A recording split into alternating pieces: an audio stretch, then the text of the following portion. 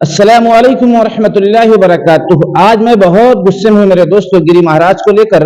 नबी पाक सल्लल्लाहु अलैहि वसल्लम की शान में उसने गुस्ताखी की है। उसे इस बात को समझना चाहिए कि नबी पाक सल्लल्लाहु अलैहि वसल्लम की हकीकत क्या है, उनकी जिंदगी क्या है। उसको सही से पढ़ने की और जानने की कोशिश करना चाहिए। बस इधर से सुना उधर से सुना, अपने मन में जो आया वो बोल दिया, ऐसा नहीं है। बल्कि किसी भी मजहब के ऊपर अगर आपको टिप्पणी करना है तो पहले उसकी तहकीक करो, उसकी हकीकत क्या है, उसकी सच्चाई क्या है, उसको जानने की तो आप कोशिश करते नहीं। और अपनी पहचान और अपनी इज्जत और शोहरत के लिए किसी के मजहब के खिलाफ जब चाहा जो चाहा कह दिया।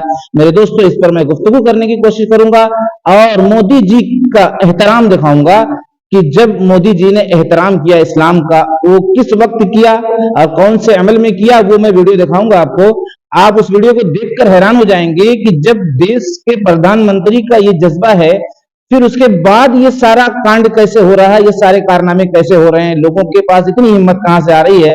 जब देश का प्रधानमंत्री एहतराम कर रहा है मजहब का, तो पता चला कहीं ना कहीं से एक गेम हो रहा है, एक आड़ में खेला जा रहा है कि एक तरफ तो एहतराम है और दूसरी तरफ छूट मिली हुई है। मैं वो वीडियो दिखाऊंगा इंशाल्लाह।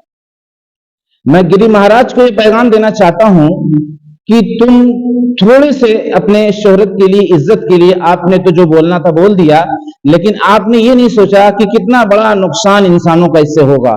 आप देखिए, प्रोटेस्ट शुरू हो गया, जगह जगह पे आवाजें लगने लगी, उसमें न जाने कितने लोगों की रोजी रोटी का मामला बिगड़ जाता है और लोग जुनून और जज्बात में तोड़ फोड़ करने लगते हैं। इसलिए ऐसे जुमले से बाज आना चाहिए। किसी भी धर्म के गुरु को कुछ कहने से पहले ये सोचना चाहिए कि इसका अंजाम क्या होगा, इसका अंजाम क्या होगा। अंजाम इससे भी भयानक हो सकता है, अंजाम इससे भी भयानक हो सकता है। तो तोड़ फोड़ है, ये तो एक एहतराम है, देश को बचाने की और देश को खुशगवार रखने की कोशिश है। वरना किसी के धर्म गुरु को, यानी नबी पाक सल्लल्लाहु अलैहि वसल्लम हमारे धर्म गुरु हैं, हमारी जिंदगी उनकी जिंदगी से मेल खाना चाहिए, उनकी इत्तबा करना हम पर फर्ज है।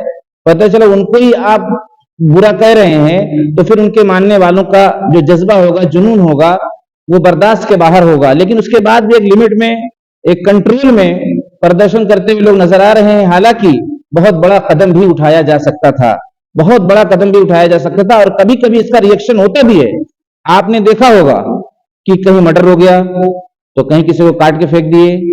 तो इस तरह की टिप्पणियों से देश का एक भारी नुकसान होता है। बहुत से हिंदू भाइयों को तकलीफ इसकी पहुंचती है, बहुत से हिंदू भाई मारे जाते हैं और बहुत से मुसलमान भाइयों को भी तकलीफ पहुंचती है। बोलने वाला बोलकर निकल गया, तो ऐसा नहीं होना चाहिए। ये जो है, सरकार को इस पर जो है लगाम लगानी चाहिए और देखना चाहिए कि इस तरह के लोगों को ऐसी सजा देना चाहिए कि दोबारा उनके रोंगटे खड़े हो जाएं इस तरह की हरकत करने के लिए, टिप्पणी करने के लिए। इसलिए कि मजहब नहीं सिखाता आपस में बैर रखना। आप किसी के मजहब के खिलाफ जब बोलोगे तो वो शख्स आपके मजहब के खिलाफ बोलेगा, यही तो मसला है।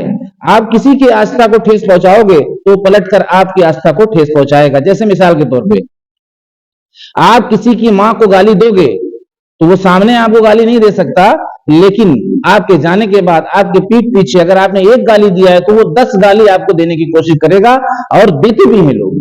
इसलिए कि आपने गलत शुरुआत की, जिसका अंजाम आपको भोगना पड़ता है।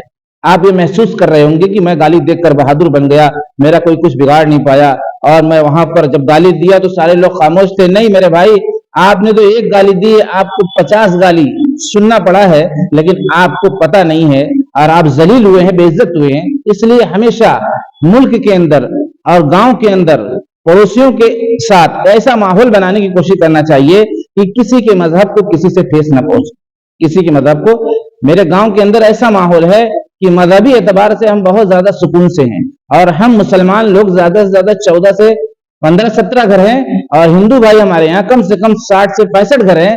लेकिन मजहबी मामले में कोई अड़चन इस तरह की पेश नहीं आती कि कोई विवाद खड़ा हो जाए, कोई फसाद बर्पा हो जाए, और हम एक दूसरे के सलाम कलाम के साथ जिंदगी गुजारने की कोशिश करते हैं, और कमो बेश एक दूसरे के दुख दर्द में खड़े होने की भी कोशिश करते हैं।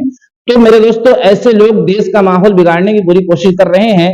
इस पर इनको कड़ी से कड़ी सजा मिलना चाहिए, और सरकार को बहुत ज्यादा इस पर ध्यान देना चाहिए। इसलिए कि सरकार चाहती है कि देश खुशगवारी की तरफ जाए, देश तरक्की की तरफ जाए, देश के अंदर भेदभाव खत्म हो, देश के अंदर कोई फसाद नहीं होना चाहिए, कोई फितना नहीं होना चाहिए मुसलमानों की तरफ से और हिंदू भाइयों की भी तरफ से। तो इस वक्त सरकार को बहुत बड़ा एक्शन लेना चाहिए, जबकि सरकार खुद चाहती है। मैंने योगी जी का भी जो है भाषण कहीं सुना कि इस देश के अंदर सुख आना चाहिए, शांति आना चाहिए, एक दूसरे को तकलीफ नहीं पहुंचना चाहिए, नहीं तो उसको कड़ी से कड़ी सजा होगी। तो ऐसे मौके पर योगी सरकार को, मोदी सरकार को, इस तरीके से मैं नाम इसलिए ले रहा हूं कि ये बड़े चेहरे हैं, इनको लगाम लगाना चाहिए और इनको जेल के अंदर करना चाहिए, ताकि दोबारा ऐसी हरकत करने के लिए दूसरा कोई तैयार ना हो। अगर इस पर लगाम नहीं लगाई गई तो फिर दूसरे की भी हिम्मत बढ़ेगी, तीसरे की भी बढ़ेगी, फिर देश जो है बहुत निचले दर्जे की तरफ जाएगा और देश बदनाम होगा सारे वर्ल्ड के अंदर। देश हमारा बदनाम होगा, चूंकि सोशल मीडिया का दौर है, खबरें तेजी के साथ वायरल होती हैं, दूसरे मुल्कों में पहुंचती हैं, फिर वहां के लोग जब वीडियो देखते हैं तो कहते हैं कि यार ये कोई देश है, वहां जो जब देखो जो चाह रहा कह दे रहा है, उस पर कोई लगाम लगाने वाला नहीं, रोकने वाला नहीं। तो एक बड़ा संदेश मैं सरकार को पहुंचाना चाहता हूं कि अभी वक्त है कि देश बहुत बड़े नुकसान की तरफ चला जाए, बहुत बड़े खतरे में पड़ जाए, जबकि हिंदू भाइयों को भी इसकी तकलीफ पहुंचती है। जैसे हिंदू भाई कम है जहां, वहां मुसलमान भाई ज्यादा हैं, फिर उनके लिए एक मुसीबत का सामान खड़ा हो जाता है और उनको तकलीफ पहुंचती है। क्योंकि भाई किसी के जज्बात को आप कैसे रोक सकते हैं? तो पता चला वहां दबाव पड़ता है, कहीं जो है मुसलमान भाई कम है, हिंदू भाई ज्यादा हैं, तो वहां दबाव पड़ता है। और कहीं अगर माहौल अच्छा है, लोग अपने अपने मजहब की समझ बूझ रखते हैं, तो वहां पर कम या ज्यादा होने के बाद भी कोई फसाद नहीं फैल सकता, कोई फसाद नहीं फैल सकता। इसलिए कि एक हिंदू को सच्चाई का पता है, एक मुसलमान को सच्चाई का अगर पता है, तो फितना फैल नहीं सकता, शैतान अपना काम कर ही नहीं सकता। ये वो लोग होते हैं जिनको नॉलेज नहीं होता, जिनको जानकारी नहीं होती, और वो शैतान के चक्कर में फंस के और थोड़ी दिन की शोहरत और इज्जत के लिए इतना बड़ा कदम उठाते हैं और वो जलील हो जाते हैं। बताइए इनको इज्जत मिली होगी? किसी कीमत पर इनको इज्जत नहीं मिली होगी। आप जाइए हिंदू भाइयों से सर्वे करिए, तो उसमें 100 में 80-85 हिंदू भाई ऐसे मिलेंगे आपको जो ये कहेंगे कि ये गलत है, ये जलील आदमी, ये अच्छा आदमी नहीं है, इसने किसी के मजहब को ठेस पहुंचाया है। तो मेरे दोस्तों, ये बहुत बड़ी बात है, आप इस पर ध्यान दो और लगाम लगाने की कोशिश करो। आओ उस वीडियो को देख लो जिसका मैंने आपसे वादा किया था कि मोदी जी ने कैसा एहतराम किया है मजहब इस्लाम का, उस अमल पर कि आप देखकर खुश हो जाएंगे, हैरान हो जाएंगे।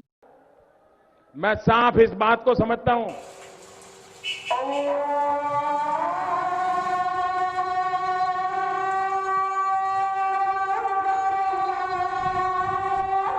तो मेरे दोस्तों, वीडियो दिखाने का मकसद यह था कि हमारे प्रधानमंत्री के दिल में मजहब का कितना एहतराम है, वरना वो अपनी बात को चालू रखते। लेकिन यहाँ ये संदेश देना चाहते हैं कि मजहब का एहतराम जरूरी है, मजहब का एहतराम जरूरी है। लेकिन उन्हीं की सरकार में जब इस तरह के कारनामे पेश आते हैं तो मैं हैरान हो जाता हूँ। एक तरफ तो इतनी बड़ी खूबी है हमारे प्रधानमंत्री के अंदर, और दूसरी तरफ कोई बेबाकी से, कोई बेखौफ होकर कुछ भी बोले जा रहा है, तो उनको इस पर ध्यान देना चाहिए, जबकि वो मजहब का एहतराम करते हुए नजर आए।